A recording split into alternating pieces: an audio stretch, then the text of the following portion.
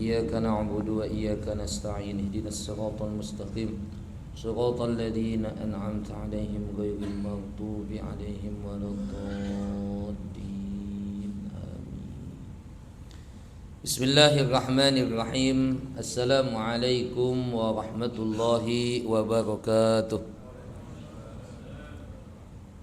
بسم الله الرحمن الرحيم. بسم الله الشافي، بسم الله الكافي، بسم الله المعافي، بسم الله الذي لا يضر مع اسمه شيء في الأرض ولا في السماء وهو السميع العليم.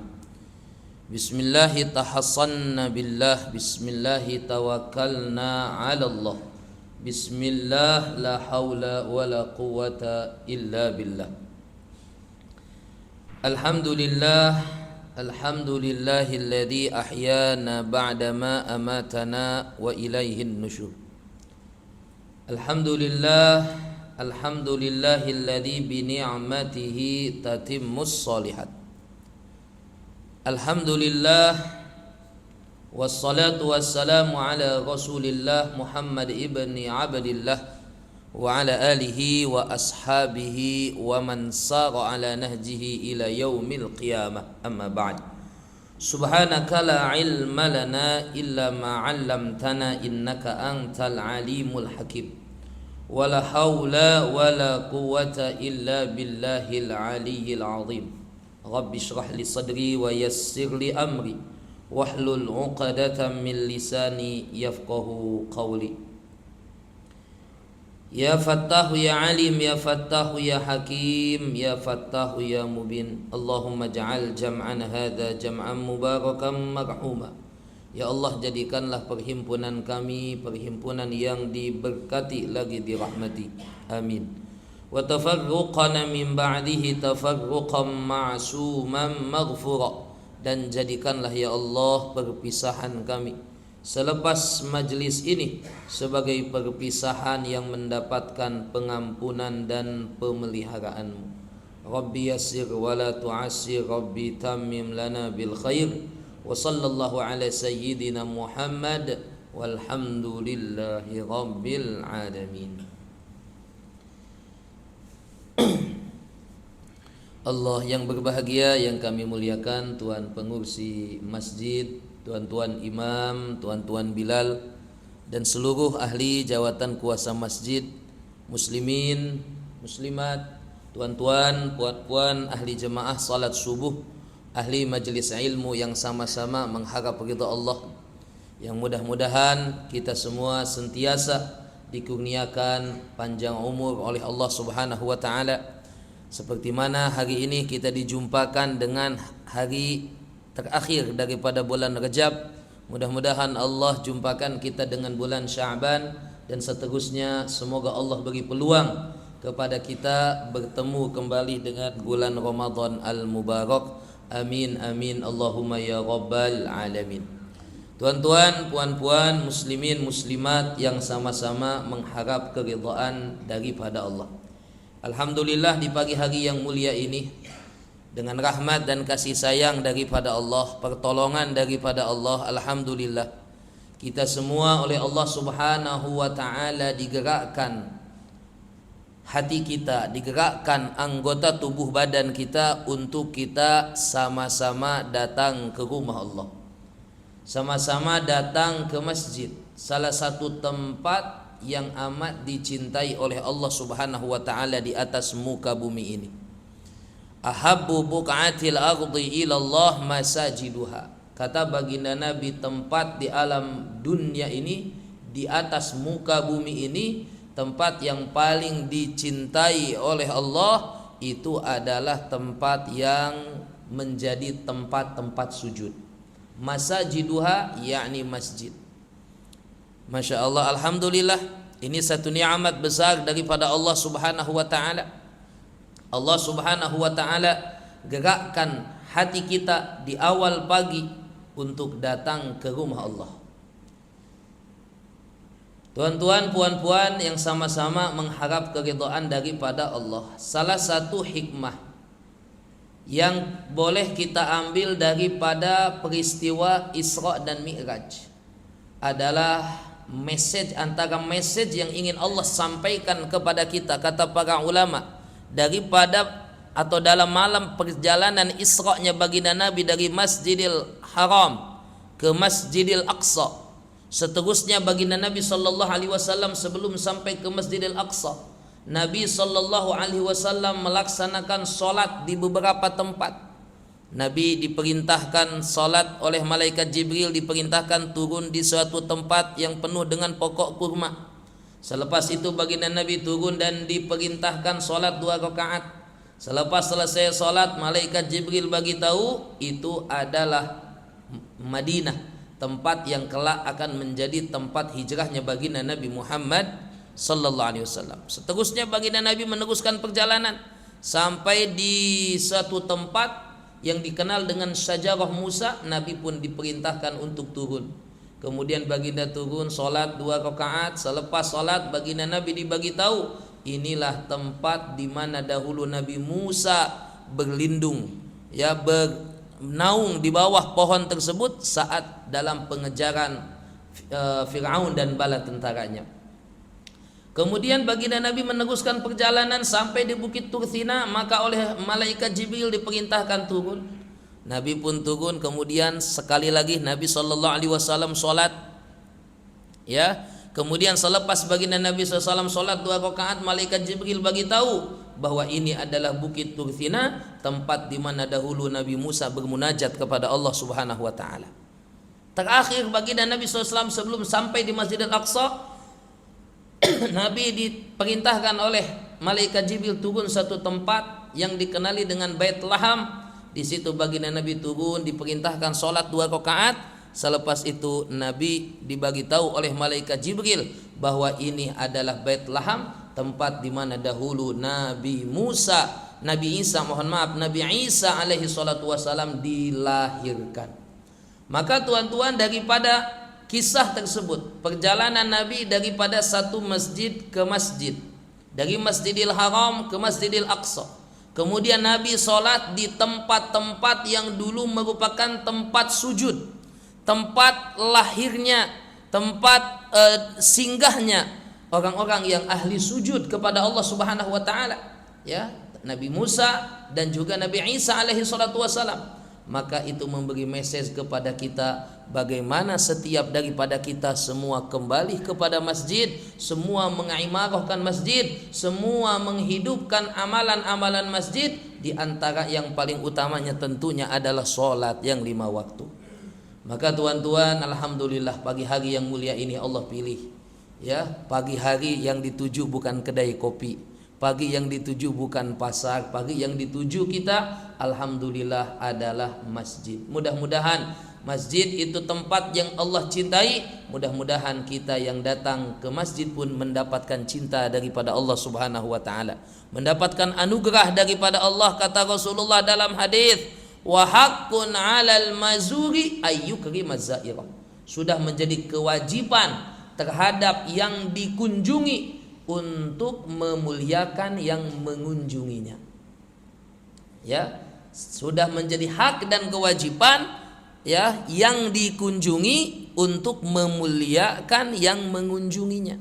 Maka kita ini sedang berkunjung ke masjid. Masjid ini rumah Allah. Maka siapa yang kita kunjungi Allah, maka Allah pasti akan memberikan kemuliaan-kemuliaan kepada kita semua. Salah satu kemuliaan yang Allah akan beri kepada orang-orang yang senantiasa hatinya terpaut kepada masjid. Masya Allah, di dunia Allah beri kemuliaan, di akhirat Allah beri kemuliaan. Di akhirat kita mendengar hadis Rasulullah sallallahu alaihi wasallam, sab'atun yudhilluhumullah yauma la dhilla illa dhilluh. 7 golongan akan mendapatkan naungan Allah di hari di mana tidak ada naungan saat itu kecuali naungan Allah. Salah satunya wa rajulun qalbuhu mu'allakun bil masajid, seseorang yang hatinya sentiasa terikat dengan masjid, terpaut hati dengan masjid, kemanapun pergi, masya Allah, ya, sampai waktu sholat mesti masjid yang dicari. Mudah-mudahan, ya, kita digolongkan dalam golongan tersebut yang kelak akan mendapatkan naungan daripada Allah Subhanahu wa ta'ala. Di dunia pula Masya Allah, orang yang gemar datang ke masjid. Kata Rasulullah sallallahu alaihi wasallam, "Idza ra'aitumur rajula ya'tadul masajid fashhadu lahu bil iman." Jika kamu tengok ada orang yang kerap kali olah ali datang keluar daripada masjid, ya, salat datang pagi subuh, siang datang zuhur, petang datang asar, malam datang untuk salat maghrib dan isya. Kata Rasulullah, fashhadu lahu bil iman, saksikan orang itu dalam dirinya ada keimanan.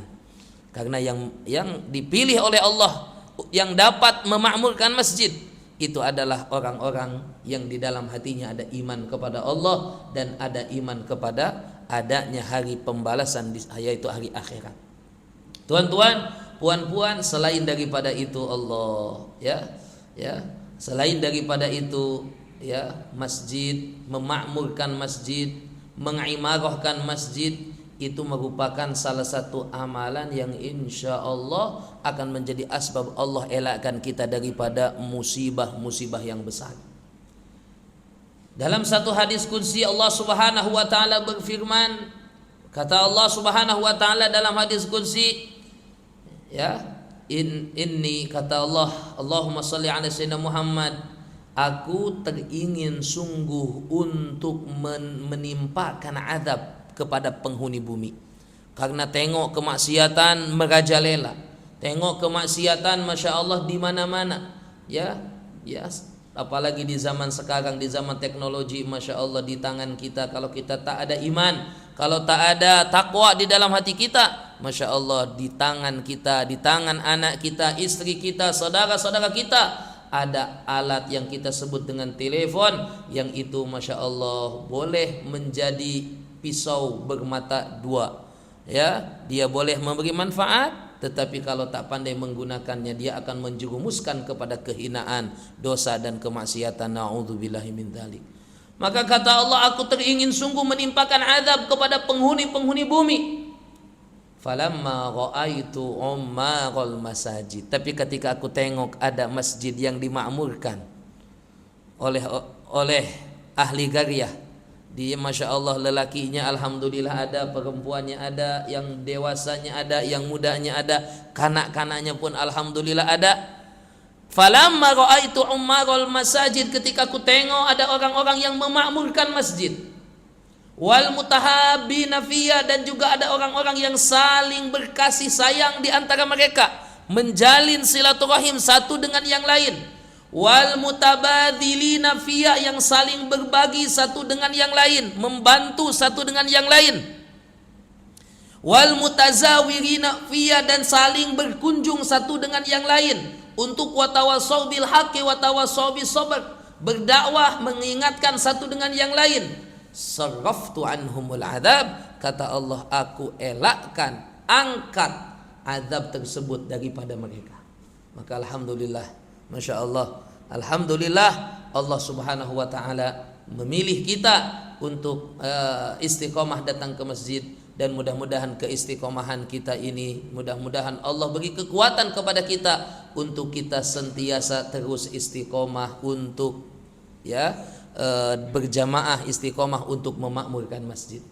Tuan-tuan, puan-puan, satu lagi, masih banyak, Masya Allah, ya, kalau kita nak bahaskan tentang masjid saja sudah banyak, tapi satu saja ingin saya sebutkan. Di dalam hadis Rasulullah menyebutkan, dan ini dinukilkan oleh guru kami dalam kitab yang beliau tulis, haula fi suhbatil malaikah, golongan yang akan sentiasa dibersamai oleh malaikat. Di situ disebutkan lebih kurang ada 30 atau 40 amalan, bila dilakukan akan menjadikan asbab kebersamaan malaikat dengan kita. Ya, kitab tajuknya haula fi suhbatil malaikah, yang ditulis oleh Tuan Guru Syekhuna Syekh Muhammad Nuruddin Magbu Abdillah Al-Banjari hafizahullah ta'ala. Dalam situ, dalam kitab tersebut, salah satu yang dinukilkan adalah sabda Rasulullah sallallahu alaihi wasallam tentang orang-orang yang istiqamah gemar datang ke masjid. Rasulullah sallallahu alaihi wasallam bersabda, apabila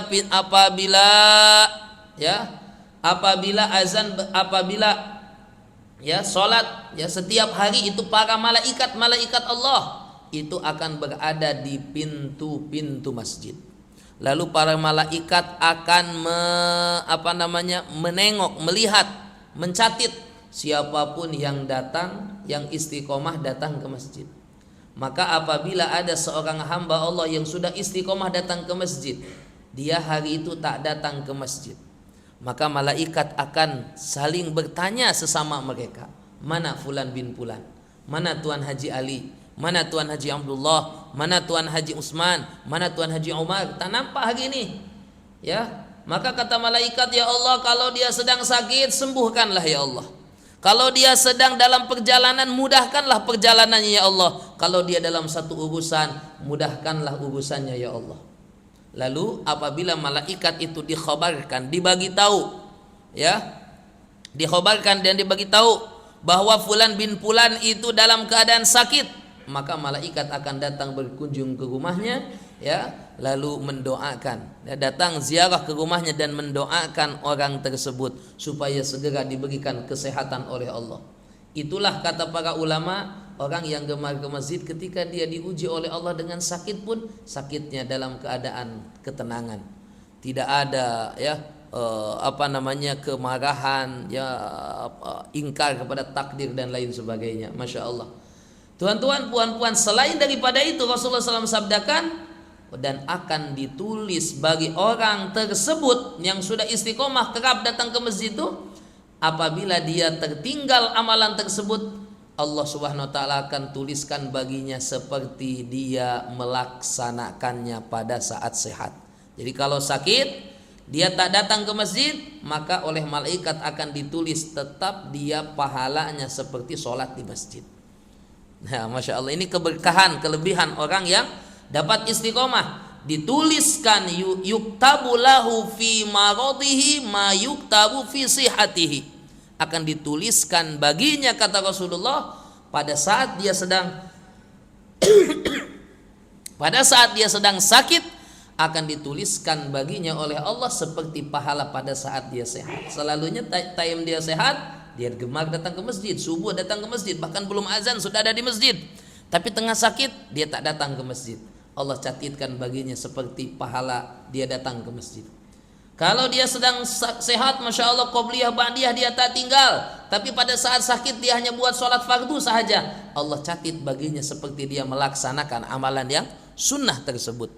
Jika dia sehat, selalunya duduk dalam majelis ilmu, lepas subuh, lepas maghrib sehingga isya duduk majelis ilmu. Ketika sakit dia tak dengarkan majelis ilmu, Allah catat baginya pahala seperti dia dalam keadaan seperti dia hadir duduk dalam majelis ilmu. Masya Allah. Maka itulah rahasia, kelebihan bagi orang yang istiqomah. Maka mudah-mudahan Allah kurniakan kepada kita kekuatan untuk terus istiqomah, berjamaah, istiqomah hadir majelis ilmu, istiqomah dalam kebaikan-kebaikan, sehingga akhir hayat kita, semoga akhir hayat kita Allah kurniakan husnul khotimah. Amin amin Allahumma ya rabbal alamin. Tuan-tuan, puan-puan, muslimin, muslimat yang sama-sama mengharap keridhaan daripada Allah. Masya Allah, di bulan Rajab ini seperti mana kita sedia maklum, baginda Nabi Muhammad sallallahu alaihi wasallam oleh Allah Subhanahu wa taala dianugerahkan satu anugerah yang agung yang kita kenali dengan anugerah Isra dan Mi'raj. Isra dan Mi'raj itu adalah antara mukjizat baginda Nabi yang teragung selepas Al-Quran. Mukjizat Isra Mi'raj itu adalah mukjizat teragung baginda Nabi selepas mukjizat Al-Quran. Itulah yang dinukilkan oleh Imam Al-Qadhi Iyad dalam kitab beliau Asy-Syifa bi Ta'rifi Huquqil Mustafa. Beliau di situ mensenaraikan, mencatat kesemua atau banyak daripada mukjizat-mukjizat Rasulullah sallallahu alaihi wasallam. Dan Masya Allah, beliau telah mensenaraikan, memposisikan Isra dan Mi'raj itu di posisi nomor 2. Nomor pertamanya adalah tentunya mukjizat Al-Quran. Mukjizat Al-Quran itu berkekalan sepanjang zaman. Allah Subhanahu wa taala jaga Al-Quran itu sepanjang zaman. Tidak mungkin Al-Quran itu diselewengkan. Tidak mungkin Al-Quran itu ada orang yang akan menambah atau yang mengurangkan. dijaga oleh Allah. Inna nahnu nazzalna dzikra wa inna lahu lahafizun. Kami yang turunkan Quran, kata Allah, kami juga yang akan menjaganya. Ini mukjizat besar bagi baginda Nabi. Kenapa? Karena kitab-kitab samawi yang terdahulu, baik Taurat, Injil dan juga Zaburnya, itu tak lepas, tak terbebas daripada yang namanya pengurangan dan penambahan, penyelewengan yang dilakukan oleh tokoh-tokoh mereka, yang dilakukan oleh pendeta dan juga rahib-rahibnya. Berbeza dengan Al-Quran. Macam manapun hebatnya ilmu seseorang daripada ulama-ulama Islam, itu tidak akan mereka menyelewengkan. Kalau ada orang yang menyelewengkan Al-Quran, Allah akan hadirkan orang-orang yang akan membersihkan Al-Quran itu daripada penyalahgunaan, daripada penyelewengan. Masya Allah, tulisannya Allah jaga, ya, sehingga hari kiamat, ya, Allah jaga. Bahkan Masya Allah, kesan daripada Al-Quran, syafaat Al-Quran itu bukan hanya di dunia, tetapi Masya Allah sehingga akhirat, mukjizat Al-Quran itu masih berkesan, ya, di mana Al-Quran kelak akan menjadi pemberi syafaat kepada mereka yang membacanya. Kata Rasulullah, siapa yang gemar istiqamah membaca surah Al-Mulk, di dalam Al-Quran itu ada surah yang di dalamnya terdapat 30 ayat. Ada 2 surah yang terdapat 30 ayat, surah As-Sajdah yang pertama, surah Al-Mulk yang kedua. Kata Rasulullah, siapa membaca ayat atau surah tersebut, maka surah tersebut akan menjadi pelindungnya kelak di alam kuburnya. Dijaga, dilindungi dia daripada azab kubur. Masya Allah. Itu di alam kuburnya. Di mahsyarnya akan menjadi pelindung, di siratnya akan menjadi pembimbing melepasi siratal mustaqim. Bahkan ketika sudah di dalam surga, Al-Quran itu akan memberi syafaat. Mujizat Al-Quran kekal, bahkan sudah di dalam surga. Bagaimana Quran itu kelak Allah firmankan kepada ahli Al-Quran di dalam surga, Iqra warqa warattil kama kunta turattilu fid dunya. Bacalah dengan tartil, ya, dan setiap kali kamu membaca, naiklah 1 tingkat. Fa inna akhir ayatin taqra'uha fa inna akhir manzilika, karena sesungguhnya kedudukanmu, ya, akhir kedudukan, puncak kedudukan kamu itu di ayat terakhir yang kamu baca. Masya Allah. Maka Al-Quran itu mukjizat Nabi yang terbesar di dunia, bahkan sehingga ke surga.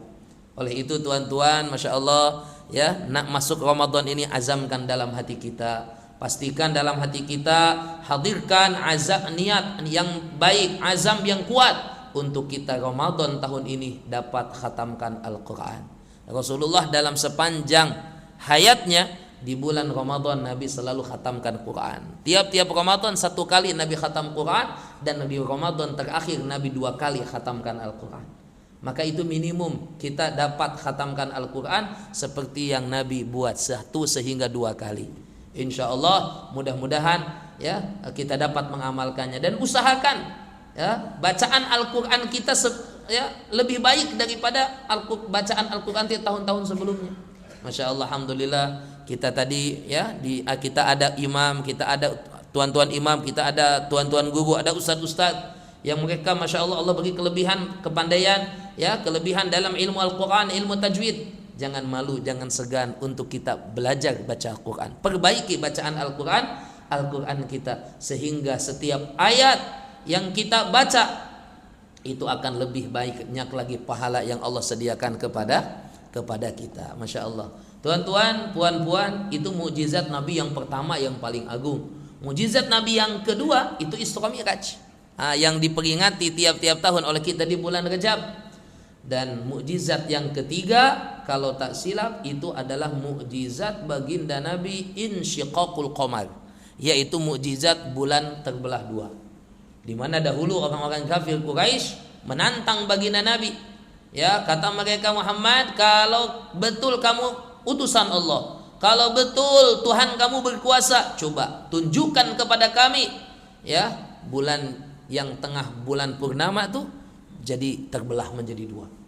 Maka Nabi SAW pun berdoa kepada Allah, dan itulah salah satu tujuan mukjizat. Mukjizat itu karunia Allah untuk menguatkan dan membuktikan kebenaran para nabi dan rasul, ya, saat ditantang oleh kaumnya. Maka Nabi berdoa, bulan pun terbelah menjadi dua. Satu sebelah kanan daripada gunung Abu Qubais, satu di sebelah kirinya gunung Abu Qubais. Masya Allah. Dan itu diabadikan di dalam Al-Quran. Di dalam surah Al-Qamar Allah firmankan, Iqtarabatis sa'atu wa syaqqal qamar. Kiamat sudah hampir tiba dan bulan pernah terbelah menjadi dua sebagai mukjizat Nabi. Masya Allah. Tetapi tuan-tuan, ya, orang-orang kafir Quraisy ketika melihat tanda kekuasaan Allah tersebut, apa yang berlaku? Mereka dusta dan berpaling daripada janji mereka. Kata mereka sebelumnya, kalau Nabi dapat tunjukkan, kami akan masuk Islam, kami akan ikut Nabi, kami akan beriman kepada Tuhanmu. Tapi Allah katakan, wa iyarau ayata yu'ridu wa yaqulu sihrun mustamir. Tapi nyatanya saat mereka melihat daripada ayat tanda-tanda kebesaran Allah, yakni antaranya terbelahnya bulan, yu'ridu, mereka berpaling, tak beriman pun kepada Allah. Wa yaqulu sihrun mustamir, justru yang ada mereka mengatakan, ya, sihrun mustamir, ini hanyalah sihir yang terus-menerus dilakukan oleh Nabi Muhammad. Masya Allah. Ini mukjizat insyiqaqul qamar, itu mukjizat nomor 2. Mukjizat nomor 3, nomor 1 mukjizat Al-Quran, nomor 3 yaitu mukjizat insyiqaqul qamar, nomor 2-nya itu adalah mukjizat Isra dan Mi'raj. Di mana mukjizat Isra dan Mi'raj ini, Masya Allah, adalah satu mukjizat yang memiliki, ya, permulaan, latar belakang, kemudian Masya Allah, dan penuh dengan hikmah. Ya, pada saat Isra Mi'raj, kejadian Isra Mi'raj itu penuh juga hikmah. Kemudian selepas Isra Mi'raj pula penuh dengan hikmah dan pengajaran. Dan Isra Mi'raj itu antara mukjizat yang Masya Allah, kalau yang selalu dikaji dan dikaji berterusan oleh para ulama-ulama kita sehingga akhir zaman.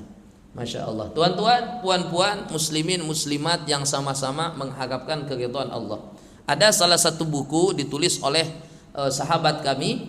Dia menulis 30 hikmah pengajaran yang boleh diambil yang ada dalam peristiwa Isra dan juga Mi'raj.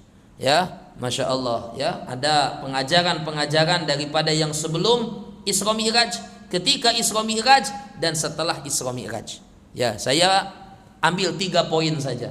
Hikmah yang sebelum Isra Mi'raj, ketika Isra Mi'raj, dan setelah Isra Mi'raj. Tuan-tuan, puan-puan, sebelum Isra Mi'raj, ya, yang pertama tuan-tuan, ya, bila kita membaca sejarah, mendengar peristiwa Isra Mi'raj, maka karunia Isra Mi'raj itu tidak lepas daripada karunia Allah Subhanahu wa taala atas kesabaran, ya, yang Nabi Shallallahu Alaihi Wasallam ada. Kesabaran baginda Nabi itulah yang membuahkan hasil sehingga menjadikan baginda Nabi Shallallahu Alaihi Wasallam dianugerahkan oleh Allah Subhanahu Wa Taala dengan Isra dan juga Mi'raj. Di mana sejarah mencatat tahun baginda Nabi sebelum baginda Nabi diisrakan dan dimi'rajkan, tahun tersebut disebut dengan Amul Hazan. Amul Hazan artinya tahun kesedihan. Tahun di mana baginda Nabi Sallallahu Alaihi Wasallam ditinggalkan wafat oleh 2 orang yang selalu membela dakwahnya baginda Nabi. Satu pembela dakwah baginda Nabi di luar rumah, satu pembela dakwah baginda Nabi, penyejuk hati baginda Nabi yang ada di dalam rumah. Yang di luar rumah itu tak lain adalah pamannya Abu Talib, dan yang di dalam rumah itu adalah istri tercinta baginda Nabi, Sayyidina Khadijah, satu-satunya istri yang oleh baginda Nabi selama hidupnya tidak pernah diduakan cintanya. Masya Allah. Maka ketika 2 orang pembela dakwah baginda Nabi, ya, yang ada di luar, benteng dakwah baginda Nabi yang ada di luar, yaitu Abu Talib, benteng baginda Nabi yang ada di dalam rumah, yaitu Sayyidah Khadijah, wafat, maka Masya Allah, baginda Nabi tak boleh nak menahan kesedihannya.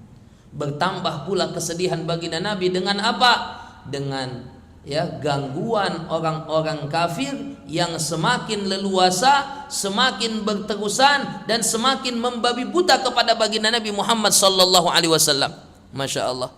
yang bahkan puncaknya mereka berencana untuk membunuh baginda Nabi Muhammad sallallahu alaihi wasallam. Maka baginda Nabi pun masya Allah ya tak mau berterusan ya dengan kesedihannya. Di Mekah ditolak dakwahnya oleh puak-puak kafir Quraisy, maka baginda Nabi pun meneruskan dakwahnya ke bumi Taif, berjalan kaki dengan Zaid bin Harithah, masya Allah, untuk berdakwah mengajak orang-orang Taif.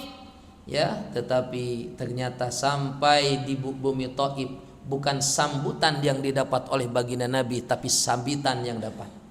Bukan sambutan tapi sabitan. Makna sabitan itu maksudnya yang didapat oleh baginda Nabi justru masya Allah hinaan, cercaan, ya, dan puncaknya baginda Nabi dihalau, diusir, dilempari batu oleh orang-orang Taif. Tapi masya Allah baginda Nabi ya tetap dengan kesabaran kesabaran yang didasari cinta kepada umat, sehingga walaupun ditawarkan oleh malaikat Jibril, ditawarkan oleh malaikat penjaga gunung, ditawarkan oleh malaikat penjaga angin untuk supaya orang-orang Taif ini dibinasakan oleh Allah, baginda Nabi sallallahu alaihi wasallam dengan kesabaran yang penuh cinta kepada umat, baginda Nabi hanya berharap suatu hari nanti orang-orang Taif semoga lahir daripada rahim mereka orang-orang man ya'budullah, orang-orang yang kelak akan menyembah Allah. Maka masya Allah kesabaran baginda Nabi, ya, kesedihan baginda Nabi, ya, buah daripada kesabaran baginda Nabi, kecintaan yang tinggi baginda Nabi kepada umat, Allah hadiahkan kepada baginda Nabi sallallahu alaihi wasallam perjalanan Isra dan Mi'raj, untuk baginda Nabi mendapat anugerah agung daripada Allah, berupa diperlihatkan tanda-tanda kekuasaan Allah, diperlihatkan, dijumpakan dengan para nabi dan rasul, bahkan disambut oleh 124.000 para nabi dan rasul, dan saat itu Nabi mengimami mereka di Masjidil Aqsa, dan puncaknya berjumpa dengan Allah dan kemudian mendapat wahyu sholat. Masya Allah. Maka tuan-tuan, pengajaran apa yang boleh kita ambil daripada kisah ini, daripada kesabaran baginda Nabi? Ini memberi satu message kepada kita, ya, dalam kehidupan kita tak akan lepas daripada yang namanya ujian. Baik ujian daripada segi ekonomi, daripada segi keluarga, daripada segi masyarakat, ya, ujian daripada kesehatan dan lain sebagainya, ya. Tetapi orang yang beriman dalam menghadapi sama ada nikmat ataupun ujian, orang yang beriman mesti menginginkan kebaikan. Ajaban li amril mu'min, kata Allah, kata Rasulullah dalam hadis, orang yang beriman itu apapun yang menimpanya adalah kebaikan belaka. Apapun yang menimpa orang beriman itu sebetulnya adalah kebaikan belaka. Kalau dia ditimpa nikmat, dia bersyukur, maka syukurnya itu adalah kebaikan baginya. Dan orang beriman apabila dia ditimpa musibah, ujian itu adalah kebaikan baginya. Kalau dia dapat bersabar, dan itu adalah kebaikan baginya.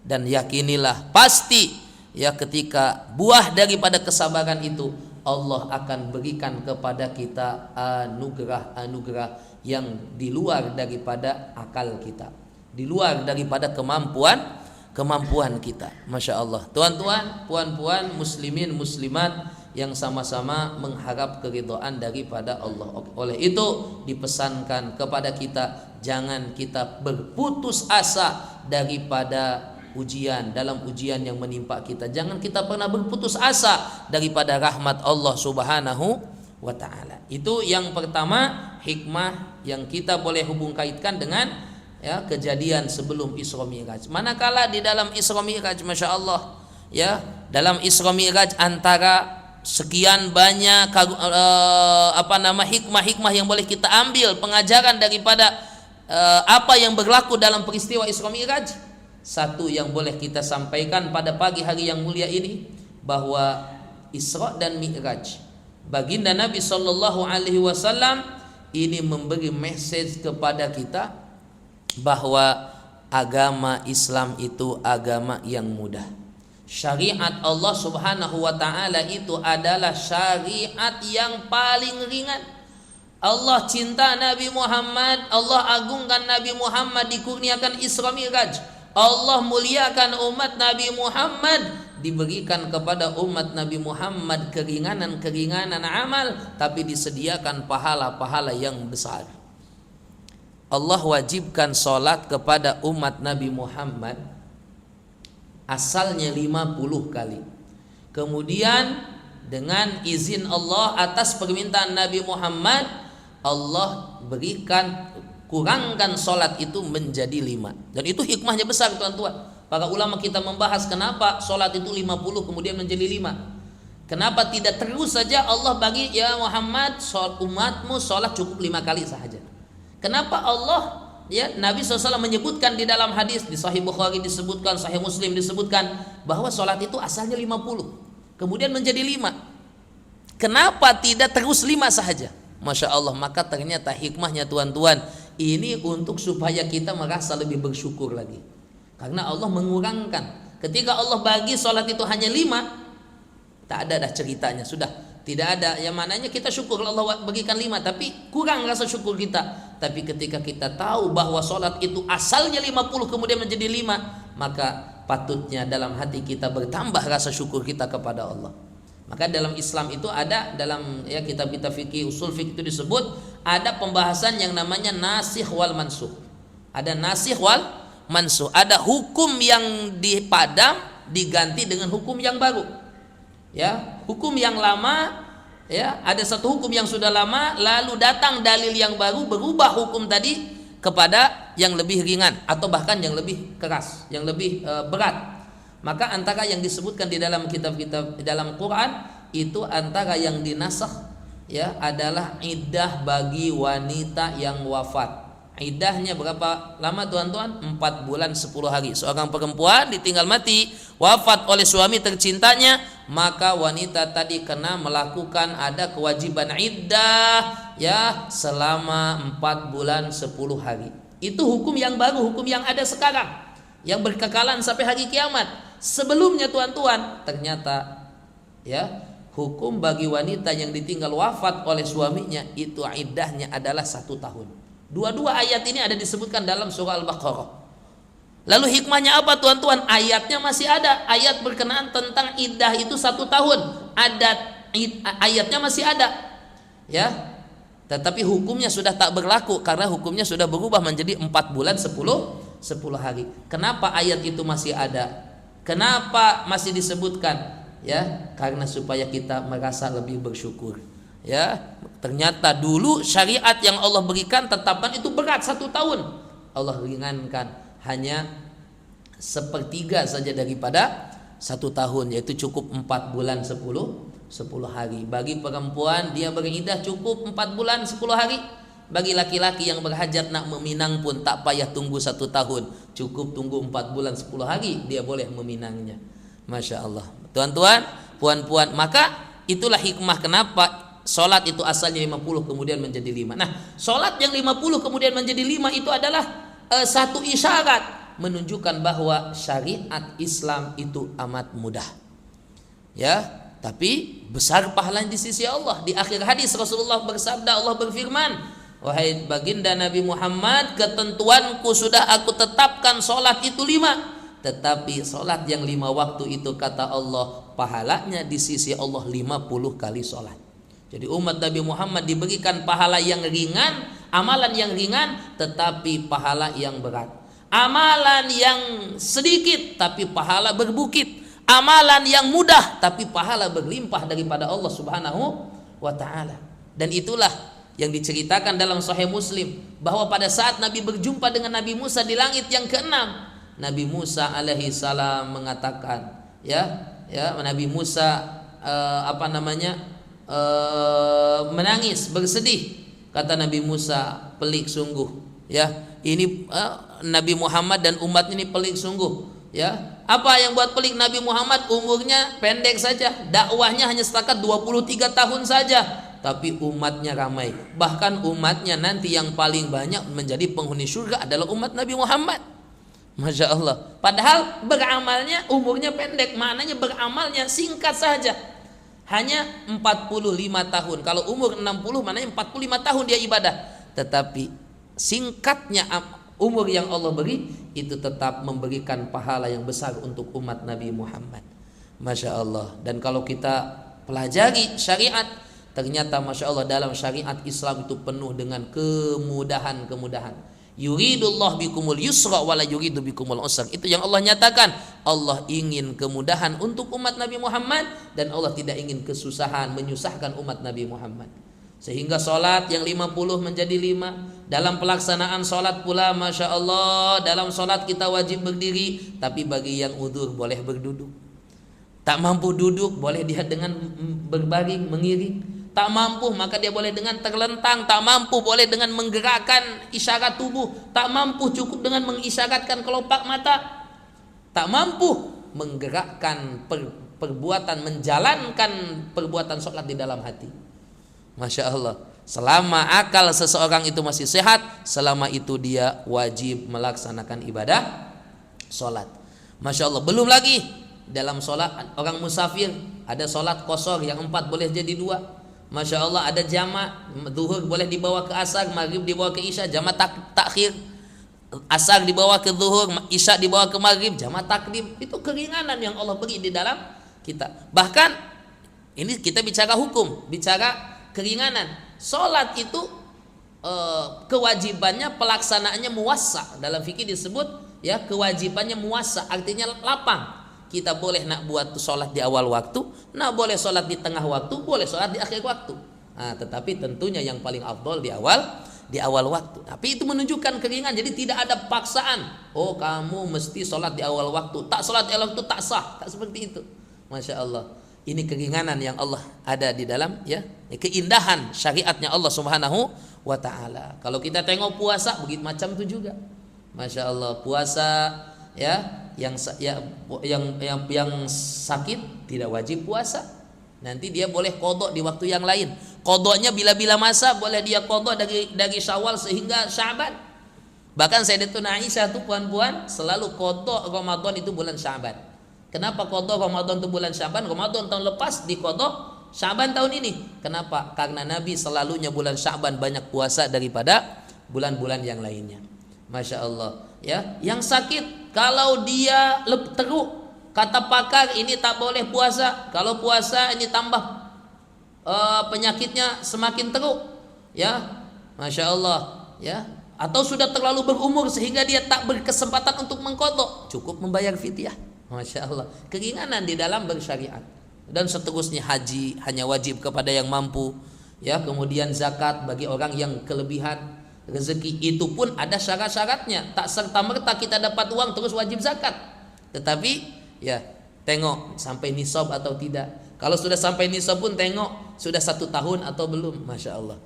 Ringan atau tidak tuan-tuan? Ringan. Masya Allah, ringan syariat yang Allah Subhanahu wa Ta'ala. Kalau kita ada ilmunya Masya Allah, maka syariat Allah itu amat sangat ringan. Tapi jangan kita meringankan syariat Allah.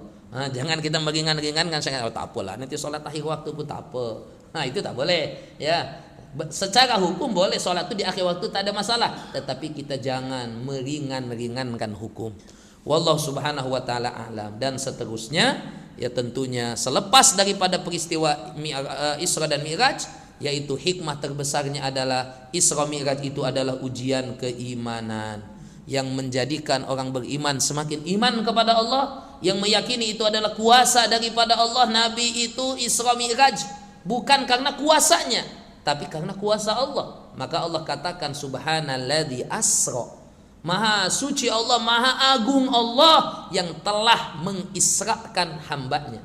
Bukan Nabi yang isra, tapi Allah. Kalau orang ada iman kepada Allah, iman bahwa Allah ala kulli syai'in qadir, iman bahwa Allah idza arada syai'an ayyakula law kun fayakun, maka kalau Allah yang buat mesti ya, kita yakin seyakin-yakinnya bahwa Isra Mi'raj itu adalah ya karunia yang Allah kurniakan kepada Nabi, yang kita terima dengan keimanan. Yang iman, yang melihatnya dengan keimanan, bertambah keimanan, seperti imannya Abu Bakar As-Siddiq radhiyallahu anhu, orang pertama yang mempercayai Isra dan Mi'raj.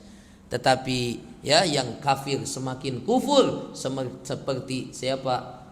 Abu Jahal laknatullah alaih. Bahkan yang imannya lemah pun saat dia diberitahu tentang Isra Mi'raj di zaman Nabi, banyak yang murtad. Na'udzubillahi min dzalik. Masya Allah. Maka Isra Mi'raj yang selalu kita peringati tiap-tiap tahun patutnya menambahkan keyakinan kita terhadap kalamullah, keyakinan kita terhadap sabda-sabda Rasulullah, ya, bahwa apapun yang Nabi sampaikan mesti benar. Nabi sampaikan tentang akhirat mesti benar. Yang Nabi sampaikan tentang azab kubur mesti benar. Yang Nabi sampaikan bahwa Quran itu akan mengelakkan kita dari azab kubur, bahwa sedekah itu akan mengelakkan, akan menjadi penaung kita di mahsyar, bahwa sedekah itu akan melepaskan kita daripada nerakanya Allah. Ya, kita yakini ucapan baginda Nabi tersebut, sehingga keyakinan kita itu akan menambahkan kekuatan kita untuk beramal soleh.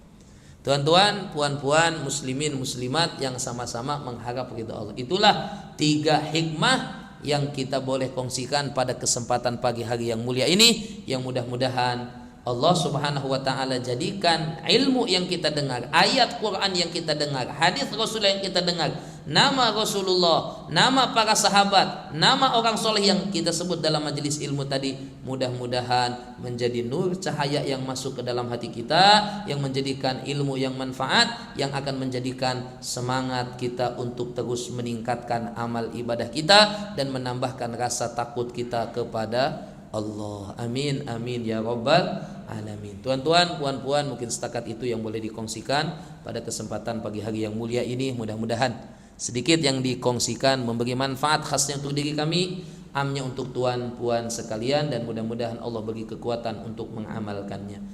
Amin ya rabbal alamin. Sebelum mengakhiri majelis ini, ucapan jazakumullah khairan katsira, jutaan terima kasih kepada pihak pengurusan masjid yang untuk kesekian kalinya memberi ruang dan peluang kepada kami untuk berkongsi ilmu dan juga bersilaturahim dengan ahli jemaah di sini. Allahumma sholli ala sayyidina Muhammad. Sebelum mengakhiri majelis ini, tuan-tuan, alhamdulillah, Allahumma sholli ala sayyidina Muhammad. Alhamdulillah kami datang daripada seberang, daripada Majalengka, Jawa Barat, Bandung, Indonesia. Dari Bandung ke tempat kami lebih kurang dalam 2 jam perjalanan, tuan-tuan. Alhamdulillah silaturahim dengan jemaah di sini bermula dari saya 2014 kah 15. Ya, udah banyak kali kerap, dah sampai masa itu masih khidmat di Kelantan. Khidmat pertama kali ke Kuantan tuh masa khidmat dengan Pondok Darul Quran wal Qiraat di Kampung Repek, Pasir Mas, Kelantan. Mudirnya Al-Fadil Al-Marhum Ustaz Subki Abdul Rahman. Kemudian juga sempat ke sini masa sudah khidmat di madrasah di Pucong, Selangor. Dan alhamdulillah semenjak Covid, tuan-tuan, Allah mudahkan kami untuk membangun madrasah yang alhamdulillah asrama lelaki sudah kita sempurnakan, bangunan lelaki, rumah guru, asrama, kelas, alhamdulillah sudah dimanfaatkan oleh pelajar lebih kurang 70 pelajar, dan juga guru-guru 4 orang yang sudah berkeluarga, alhamdulillah.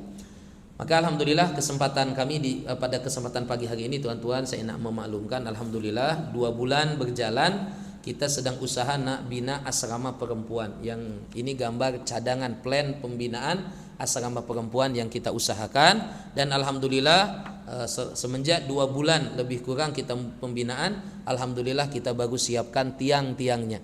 Baru-baru ini kami dengan para pelajar dan juga ahli qaryah buat gotong royong untuk konkrit daripada tiang-tiang lebih kurang 32 tiang. Alhamdulillah. Maka oleh karena itu, tuan-tuan, kita berhajat nak teruskan pembinaan, yaitu untuk kita siapkan besi-besi penyangga untuk konkrit tingkat pertama. Maka oleh itu saya nak mengajak tuan-tuan, puan-puan yang ada kelebihan rezeki di pagi hari yang mulia ini untuk sama-sama kita sisihkan sedikit banyak daripada harta kita untuk kita wakafkan di jalan Allah. Insya Allah inilah yang akan menjadi bekalan kita. Apa yang kita makan habis, tuan-tuan. Apa yang kita pakai akan lusuh. Apa yang kita infak, kita wakaf, inilah yang mudah-mudahan menjadi harapan kita kelak akan menolong kita di akhirat. Masya Allah, solat kita banyak kekurangan, puasa kita Masya Allah Senin Kemis banyak kita mungkin tak buat.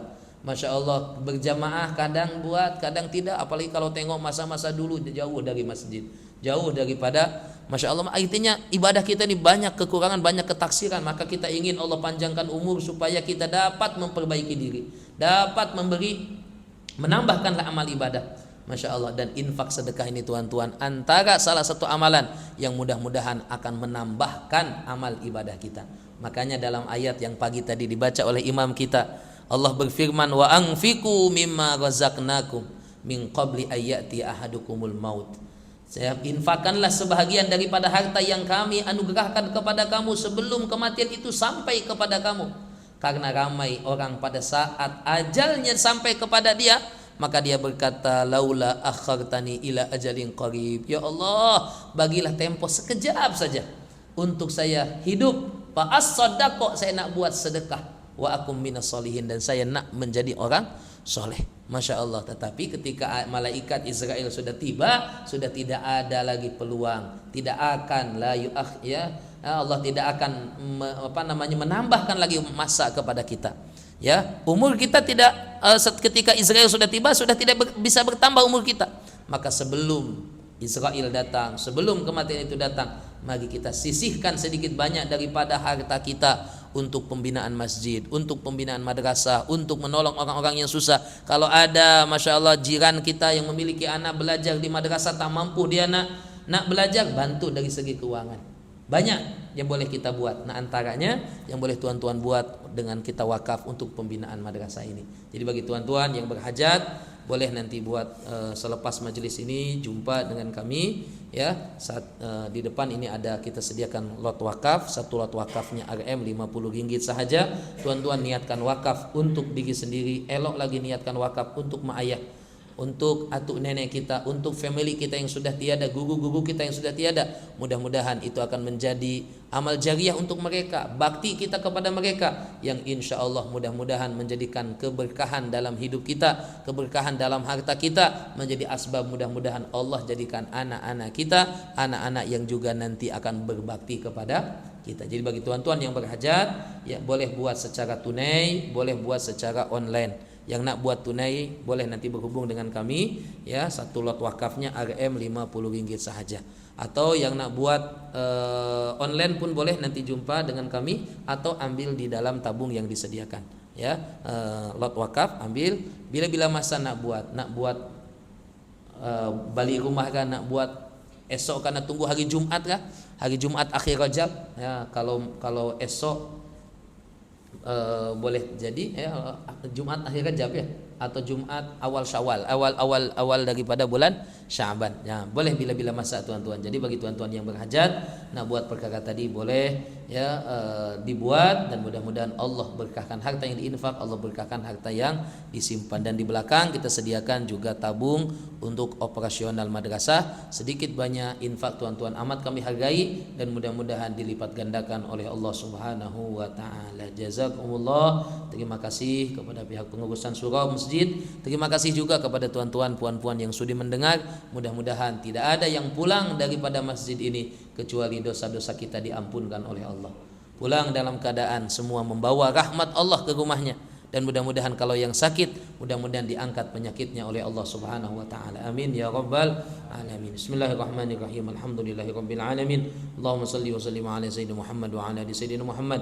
Allahumma faqihna fid din wa 'allimna ta'wil wa hdina ila sawa'is sabil. Ya qadhiyal hajat, ya mujibad da'wat, ya rafi'ad darajat. Iqdi hawaijana, tunaikan hajat kami ya Allah.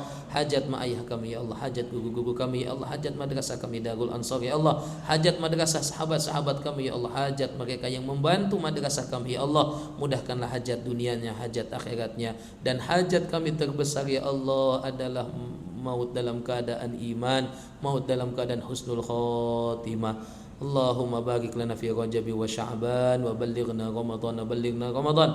Rabbana atina fid dunya hasanah fil akhirati hasanah wa qina adzabannar. Sallallahu alaihi wasallam Muhammad walhamdulillahi rabbil alamin. Subhanallah bihamdihi, subhanallah bihamdika, asyhadu an la ilaha illa anta, astaghfiruka wa atubu ilaik. Mohon maaf. Sallallahu ala Muhammad, sallallahu